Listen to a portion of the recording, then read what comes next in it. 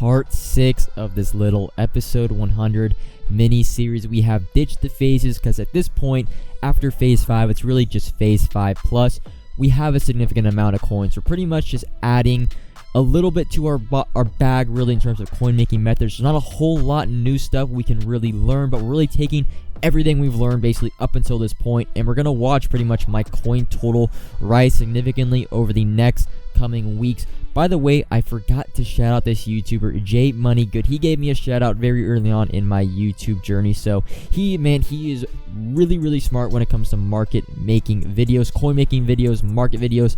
Give him a subscription. I'll put his link to his channel in the description along with all the other YouTubers.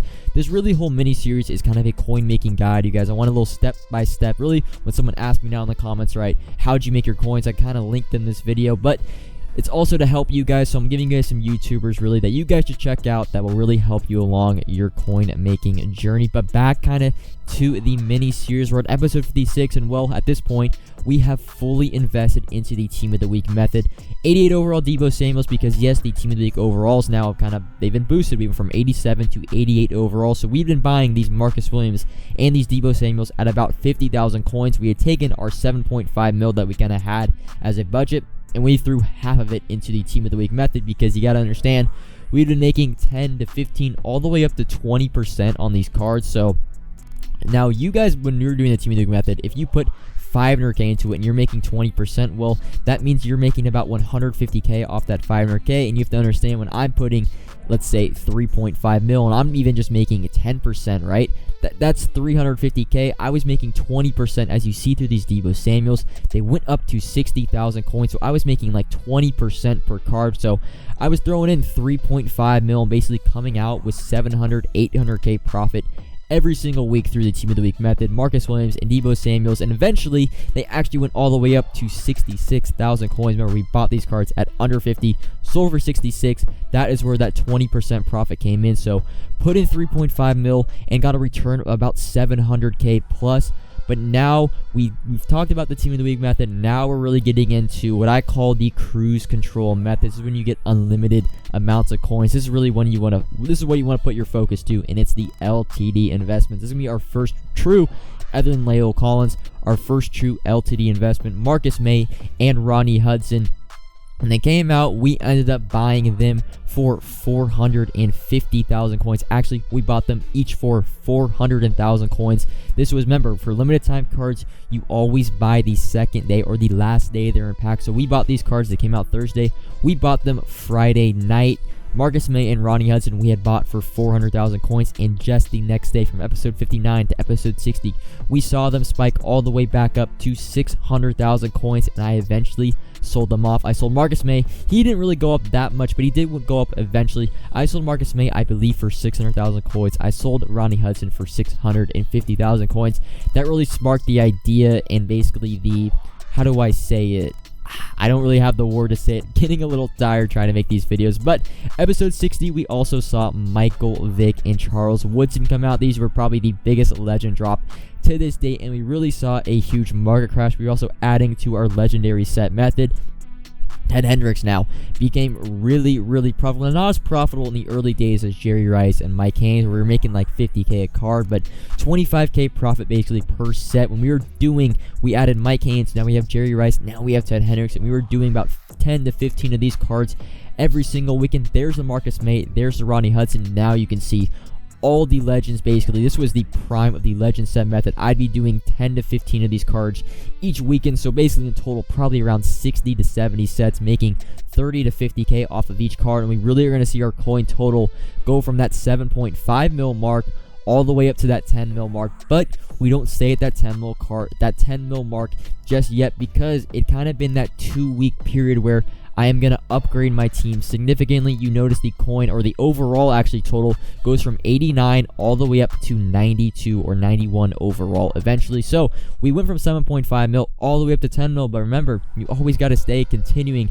to upgrade your team. I always mention this. So we spend basically that 3.5 mil we made this last weekend. Well, we're going to spend that on upgrades. And now we kind of have a 2-week period where we want to basically build our coin stack to the highest amount point possible. So hopping in now to episode 63, again, we're going fully deep into the Team of the Week method. We're picking up Marquise Browns and Darius Slays for about under 45,000 coins. So we got to understand that each week the Team of the Week kind of method happens. The cards get cheaper and cheaper and cheaper. And well, after one day, Darius Slay and Marquise Brown jumped back up to 57,000 coins. So it wasn't really that 20% profit margin, but we made a pretty solid amount. I think it was 15% this week. So you got to understand now, we had 7.5 mil. Again, we throw about 4 to 5 mil this week into the method. And while we're making 15,000 coins, 15% back, that's 700, 800K profit from kind of our 5 million coin investment as well. This was the first time we actually invested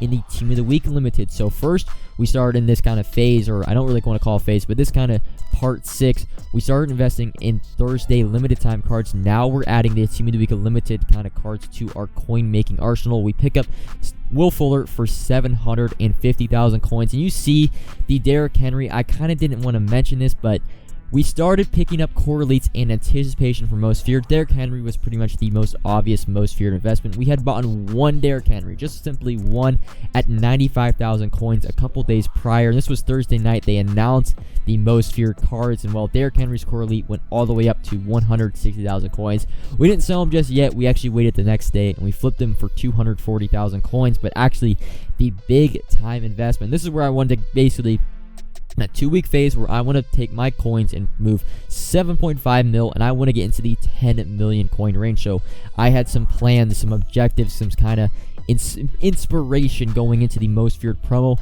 I invested heavily in the low elite basically market. Why? Now this was a little bit of a failed investment, but it turned out to actually not be that bad. They pretty much had teased a bunch of exchange sets in basically, of course, sets where you put a bunch of low elites and you get kind of an 82 plus. I believe it was actually, you put in a lot of core elites and you get an 81 plus most feared card. So I invested heavily. I put about 4 mil basically into the low elite market, the 80 to 81 and the 82 to 83, as well as I did invest a little bit into training because we, of course, this time we really anticipated that most feared was gonna have a reroll. And well, the most feared promo came and we got some banger of cards. This is probably the best promo to date. Larry Allen, Jessie Bates, some amazing cards. Derrick Henry, of course, we'd already talked about him. And well, the training market initially went down a ton, and I capitalized. I had about 2 million coins left, or no, I had about 3 to 4 million coins left, and I basically invested it all into training because I'm like, all right, there's a re-roll out. The training market dropped a little bit initially.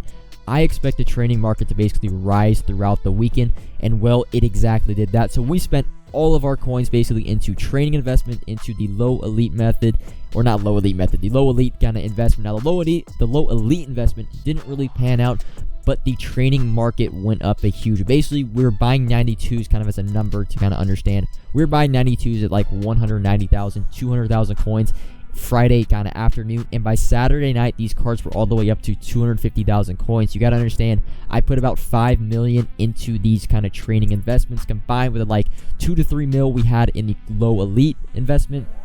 We had all of our basically eggs into the training market, into the most feared market. We also again kept going with the limited time market. We invested in Tyler Lockett. I remember we bought him for 420,000. We bought Deion Jones for 315,000, I believe. And well, a day later, Deion Jones is 425. Tyler Lockett is 650. So again, we're making hundreds of thousand coins off those limiteds. But the real moneymaker this weekend was the training market. It was just very simple. Also, the low elite market, we eventually slowly sold off basically our 2 to 3 mil. We had like, it was like 300 or 400 of the low core elites, and we eventually sold them off to the point where we basically made our coins all the way back and made slightly profit basically by lazy selling them the entire weekend. So that pretty much kind of wrapped up the most feared kind of debut weekend, most feared part 1. We knew we were getting part 3 or part 2 and part 3. We also invested in, now it wasn't a great investment, but we invested in the limited time most feared cards that were JJ Watt and Travis Kelce. We also pulled our first limited time card of the year. So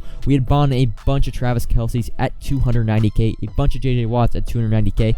The day after, they went up to 330k, and I thought it was kind of a sign to come that they'd go up to 400k, but they just really never panned out. They kind of stayed about that 330k mark.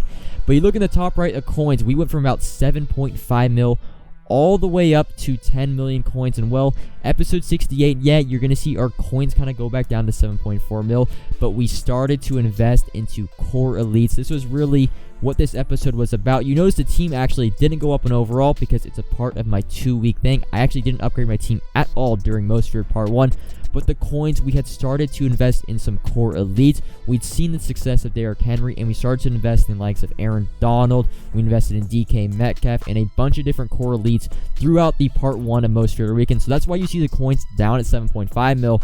But initially, we actually got up to 10 mil, but we have about 2.5 mil invested in core elites at this current moment as well.